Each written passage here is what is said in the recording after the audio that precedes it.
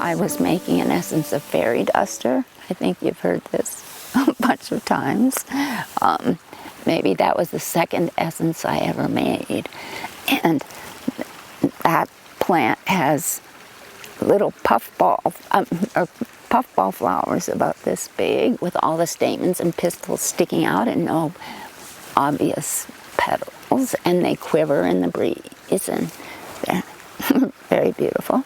So I went to the plant and I did the required sitting with the plant, throwing off my human preoccupation, being present, asking its permission, and I picked a flower and put it on the surface of the water. Immediately, the punchline of this particular story is that it has to be, the rule said, it has to be done on the morning of a cloudless day.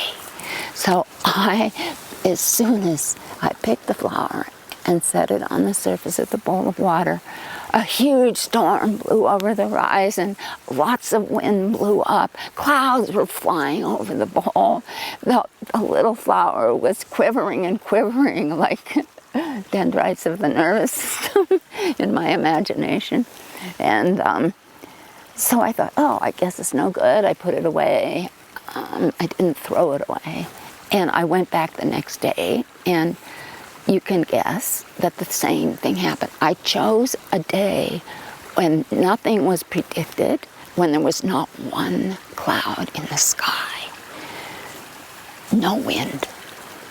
And as soon as that first flower touched the water,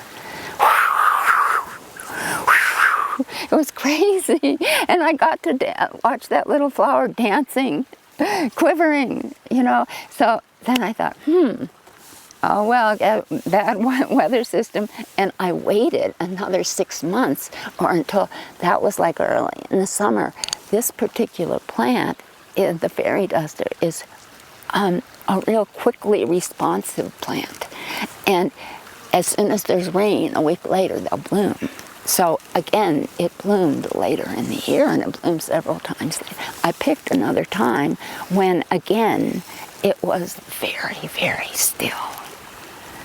No clouds. And the same thing happened. And I just heard this little voice in my head. It said, "Don't you get it? We're working with you. This is not about you in some kind of flat scientific way trying to gather my being and put it in a bottle.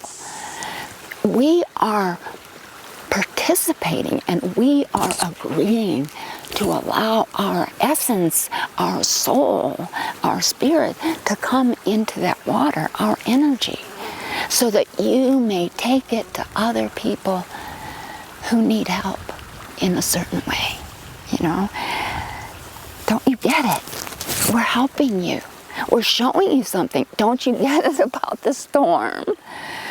Don't people have storms in life that kick their nervous system?